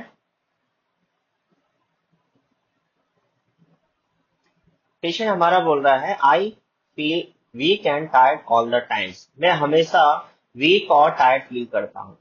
तो ऑब्जेक्टिव डाटा हमने कैसे फाइंड आउट किया? Unsteady gait, decrease muscles strength and stiffness. Patient आपका अनस्टेडी गेट मेंटेन कर पा रहा है, ये हमने ऑब्जेक्टिव किया। डिक्रीज मसल स्ट्रेंथ, पेशेंट का जो डिक्रीज मसल स्ट्रेंथ है यानी मसल्स का जो पावर है वो आपका डिक्रीज हो गया है। एंड स्टिफनेस, पेशेंट की बॉडी के अंदर स्टिफनेस आ रहा है। तो इस तरीके से हमने क्या किया? ऑब्जेक्टिव डाटा फॉर्म किया। नेक्स्ट आपका नर्सिंग डायग्नोसिस। तो जो आपने नर्सिंग डायग्नोसिस फॉर्म किया था वो आपको यहाँ पर रिटेन करना है। नेक्स्ट है आपका गोल एंड ऑब्जेक्टिव। अब आपकी जो प्रॉब्लम है उसके लिए आपको टारगेट सेट करना है। जैसे हमने टारगेट सेट किया है, पेशेंट विल मेंटेन और improve mobility and perform ADLs with minimal assistant with in 1 week. यानी हमने गोल और ऑब्जेक्टिव सेट किया है कि पेशेंट हमारा इम्प्रूव करेगा mobility and perform ADL. Mobility मतलब पेशेंट हमारा मूवमेंट करेगा, प्लस परफॉर्म एडीएल। एडीएल का मतलब एक्टिविटी ऑफ डेली लिविंग। जो डेली लिविंग में एक्टिविटी करते हैं आप, जो वॉकिंग करते हैं, ब्रशिंग करते हैं, वॉकिंग करते हैं, ये सारी चीजें क्या करते हैं आप, डेली लिविंग एक्टिविटी जो है वो परफॉर्म करेगा विथ मिनिमल असिस्टेंस। प्लस साथ में क्या चाहिए? मिनिमल असिस्टेंस के साथ यूज करेगा। ऐसा नहीं है कि सेल्फ करने लग जाएगा, सारी एक्टिविटी अलाउन करने लग जाएगा, ऐसा नहीं करेगा। कुछ असिस्टेंस के साथ यूज कर पाएगा विद इन 1 वीक। यानी 1 वीक तक हम पेशेंट के साथ ये मूवमेंट जो है कर पाते हैं। इंटरवेंशन क्या है? ये टारगेट सेट जो किया है उसको अचीव करने के लिए आपको क्या क्या प्लानिंग करना है, क्या क्या आपको इंटरवेंशन देना है। Encourage ROM exercises. आरओएम का मतलब क्या है? Range of motion exercises. And physical therapy, patient को फिजिकल एक्सरसाइज देना है। Provide assistive devices, assistive device भी प्रोवाइड करना है, कैन है, वॉकर्स है। कैन वॉकर्स का मतलब जो छड़ी रहती है वो आपको प्रोवाइड कराना है। And reposition every 2 hours, patient को एवरी 2 आवरली हम पोजीशन प्रोवाइड करेंगे, ये हमने प्लान किया है। पोजीशन क्यों प्रोवाइड कर रहे हैं? बिकॉज ऑफ द, अगर पेशेंट हमारा एक ही पोजीशन में रहेगा तो उसको प्रेशर सोर होने के चांसेस होते हैं। ओल्ड जो टर्म है वो बेड सोर था, अभी करंट में जो टर्म यूज होता है वो प्रेशर सोर यूज होता है। तो पेशेंट को एवरी 2 आवरली हमें क्या करना है? पोजीशन प्रोवाइड करना है। नेक्स्ट है आपका रैशनल। ये जो आपने इंटरवेंशन किया है इसका रैशनल क्या है? Because prevent contractures, promote safety and independence and prevent pressure ulcer. यानी जो पोजीशन दे रहे हैं उसका रैशनल क्या है? Prevent pressure ulcer. जो आप physical therapy assistive devices can walkers use कर रहे हैं उससे क्या होगा? Promote safety and independence, independence patient आपका वॉक कर पाएगा। ये हमने रैशनल प्रोवाइड कर दिया। इम्प्लीमेंटेशन में क्या है? जो आपने प्लानिंग किया था वो आपको यहाँ पर वर्क कंप्लीट करना है। For example, assisted with the mobility, daily provided walking at, repositioned and checked skin regularly. हमने पेशेंट को क्या किया? Mobility daily provided walking aids, walking aids का मतलब जो कैन्स हैं, वॉकर्स हैं, वो हमने प्रोवाइड कर दिए। रिपोजिशनड, बार बार आपका जो 2 आवरली पोजीशन चेंज करना था वो भी हमने कर दिया। And check the skin regularly, और पेशेंट का स्किन भी हमने रेगुलरली चेक किया। ये सारी चीजें करने के बाद हमारा आता है रिजल्ट्स, जिसे हम बोलते हैं इवैल्यूएशन। तो पेशेंट हमारा क्या है? पेशेंट डेमोस्ट्रेटेड इम्प्रूव्ड मोबिलिटी, यानी डेमोस्ट्रेटर का मतलब पेशेंट हमारा हमको डेमोस्ट्रेशन दे रहा है, डेमोस्ट्रेशन का मतलब चल के बता रहा है। इम्प्रूव्ड मोबिलिटी, पेशेंट का हमारा जो मूवमेंट है वो इम्प्रूव हुआ है। And perform ADLs with assistance, patient हमारा जो एक्टिविटी ऑफ डेली लिविंग है वो कर पा रहा है विद द असिस्टेंस, यानी किसी की हेल्प लेकर के पेशेंट हमारा डेली एक्टिविटीज कर पा रहा है। यही हमारा यहाँ पे टारगेट था कि पेशेंट हमारा एटलीस्ट 1 वीक के अंदर परफॉर्म डेली एक्टिविटीज सेल्फ कर पाए असिस्टेंट के साथ। वो हमारा यहाँ पर इम्प्रूव हो गया। प्लस क्या कर पाए? Improve mobility and perform ADL, ADL भी परफॉर्म हो गया, साथ में आपका मोबिलिटी भी इम्प्रूव हो गया। तो यहाँ पर आपको आफ्टर 1 वीक जो है इवेल्यूशन करना है और आपको रिटर्न करना है। इस तरीके से आपका नर्सिंग केयर प्लान जो है फॉर्म होता है। नेक्स्ट नर्सिंग डायग्नोसिस है आपका impaired urinary elimination related to neurogenic bladder dysfunction, evidence by the urgency and continence. Subjective data क्या कह रहा है? I can not always get to the bathroom. देखिए ये आपका सेकंड टर्म है। पहले क्या हो रहा है? पेशेंट अर्जेंसी में है, पेशेंट बार बार आपका यूरिन पास आउट के लिए जा रहा है, पेशेंट को इनकंटीनेंस भी हो रहा है। पेशेंट इतना इरिटेट हो गया है कि आपसे, यानी एज ए स्टाफ नर्स आप हैं और आपसे क्या बोल रहा है? I can not always get to the bathroom, मैं बार बार बाथरूम नहीं जा सकता। ये पेशेंट का स्टेटमेंट है। ये भी बोल सकता है मुझे अर्जेंसी हो रही है, इनकंटीनेंस हो रहा है, लेकिन प्रॉब्लम क्या है? पेशेंट ने स्टेटमेंट क्या दिया हमको? मैं बार बार बाथरूम नहीं जा सकता, I can not always get to the bathroom. इस कंडीशन में आपने ऑब्जेक्टिव डाटा क्या किया? पेशेंट को आपने ऑब्जर्व कैसे किया? क्योंकि पेशेंट को क्या है? इनकंटीनेंस, पेशेंट को अनकंट्रोल यूरिनरी आउटपुट हो रहा है, अर्जेंसी हो रहा है, पेशेंट रिपीटेड यूरिन आउटपुट के लिए जा रहा है, and residual urine. Residual urine का मतलब क्या है? कुछ स्मॉल अमाउंट ऑफ यूरिन जो है आपके ब्लडर के अंदर कंटिन्यूसली रिमेन होता है। पेशेंट को बार बार फीलिंग आता है कि अभी यूरिन पास आउट कंप्लीटली नहीं हुआ है और ड्रिबलिंग यूरिन आउटपुट करता रहता है और ब्लडर फुली आपका एम्प्टी नहीं होता है, जिसकी वजह से ये बार बार सेंसेशन आता है और पेशेंट बार बार यूरिन आउटपुट के लिए जाता है और अर्जेंसी हो जाती है। नर्सिंग डायग्नोसिस आपने जो फॉर्म किया है उसको आप यहाँ पे रिटर्न करना है। आपका टारगेट गोल क्या है? आपका ऑब्जेक्टिव क्या है? पेशेंट विल अचीव, यानी हमारा पेशेंट अचीव करेगा और regular urinary pattern and remain UTI free with in 5 days. यानी हमने गोल टारगेट सेट किया है कि हमारा पेशेंट रेगुलर यूरिनरी पैटर्न को अचीव करेगा। रेगुलर यूरिनरी पैटर्न क्या है? फॉर एग्जांपल करंट में जैसे आप 1 डे के अंदर यूरिन आउटपुट के लिए जाते हैं तो डेज के अंदर 2 to 3 यूरिन आउटपुट करते हैं, नाइट में भी 2 to 3 करते हैं। ये आपका नॉर्मल पैटर्न है। तो ये आपका पेशेंट है, वो हमारा पेशेंट अचीव करेगा रेगुलर यूरिनरी पैटर्न। प्लस क्या है, remain UTI free, urinary tract infection से भी फ्री होगा विद इन 5 डेज। 5 डेज का हमने टारगेट सेट किया है कि हम इंफॉर्मेशन देंगे, हम प्लानिंग करेंगे, इम्प्लीमेंट करेंगे, और 5 डेज के अंदर हमारा पेशेंट नॉर्मल यूरिनरी पैटर्न को फॉलो करेगा और यूरिनरी ट्रैक्ट इन्फेक्शन से भी फ्री हो जाएगा। तो इंटरवेंशन हमें क्या क्या करना है, प्लानिंग क्या क्या करना है। Schedule voiding every 2 to 3 hours. हम पहले एक शेड्यूल बनाएंगे कि मॉर्निंग में आप 8 बजे यूरिन पास आउट के लिए जाओगे, फिर सुबह 10 बजे जाओगे, फिर 12 o'clock जाओगे, फिर 2 o'clock जाओगे, 4 o'clock जाओगे, 6 o'clock जाओगे। मतलब एवरी 2 आवरली या 3 आवरली आप यूरिन पास आउट के लिए जाओगे, चाहे आपको अर्जेंसी है या नहीं है, आप यूरिन पास आउट के लिए नहीं जाओगे। ये आपने क्या कर दिया, शेड्यूलिंग कर दिया। Next, teach self catheterization if needed, monitor UTI sign. और सेल्फ कैथेटराइजेशन का जो केयर है वो आपको एडवाइस कर देना है in case of the catheter अगर पेशेंट को लगा हुआ है, एंड मॉनिटर यूटीआई साइन। और आपको क्या करना है, यूरिनरी ट्रैक्ट इन्फेक्शन से जो साइन होते हैं वो आपको मॉनिटर करना है। ये हमारा रैशनल है।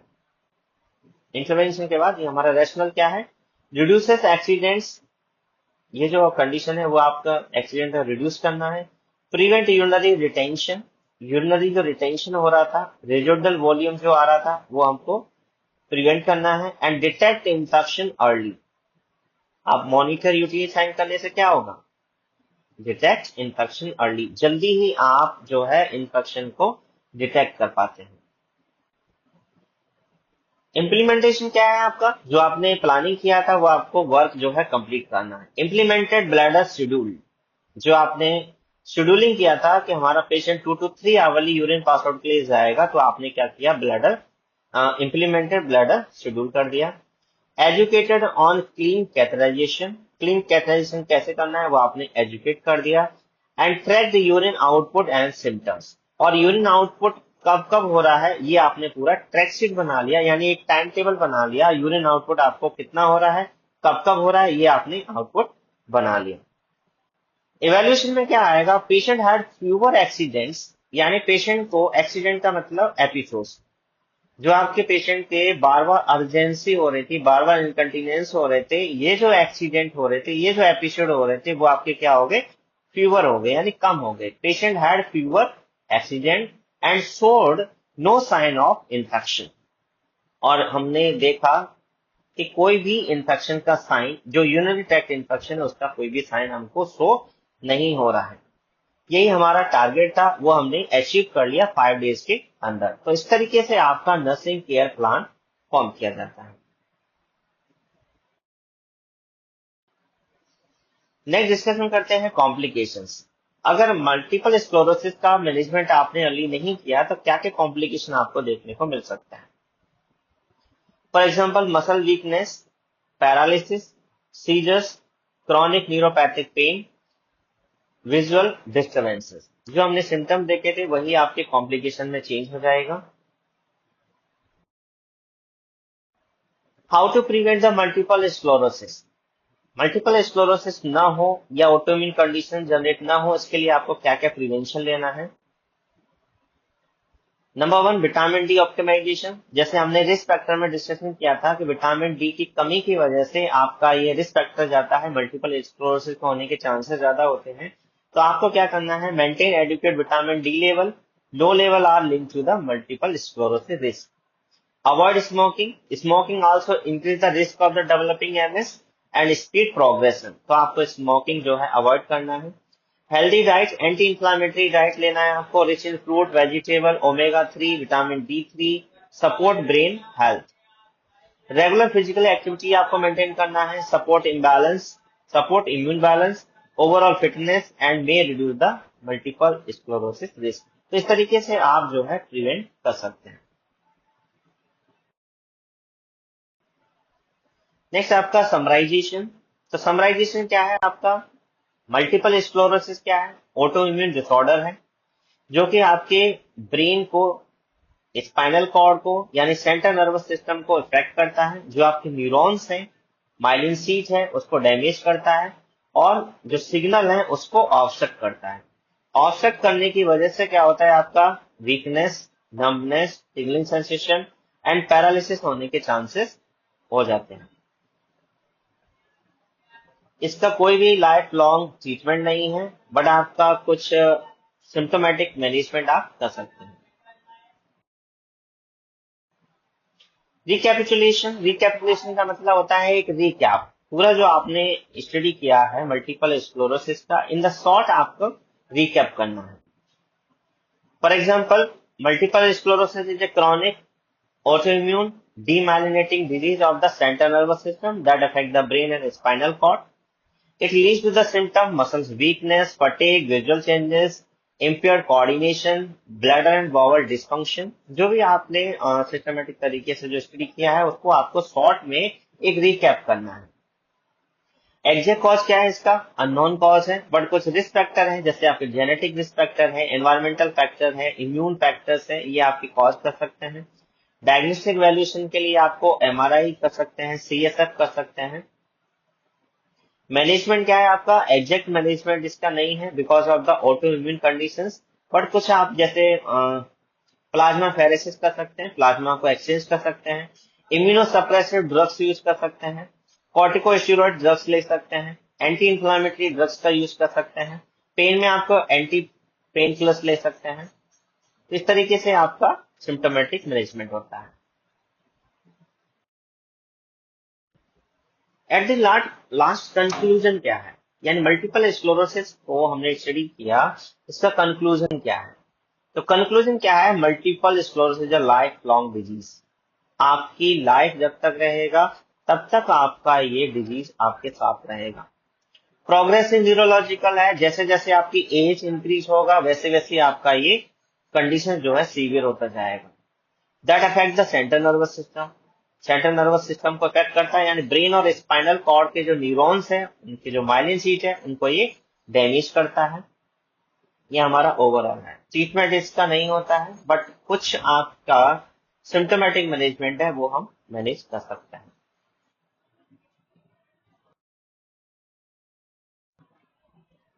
तो ये हमने डिस्कशन किया आज मल्टीपल स्क्लेरोसिस के बारे में। सारी डिटेल्स हमने डिस्कशन कर लिया है, फिर भी अगर कोई डाउट रहता है तो आप मुझे कमेंट कर सकते हैं। And thank you so much. Thank you for watching this video. If you have any doubt, you can comment me. And thank you so much.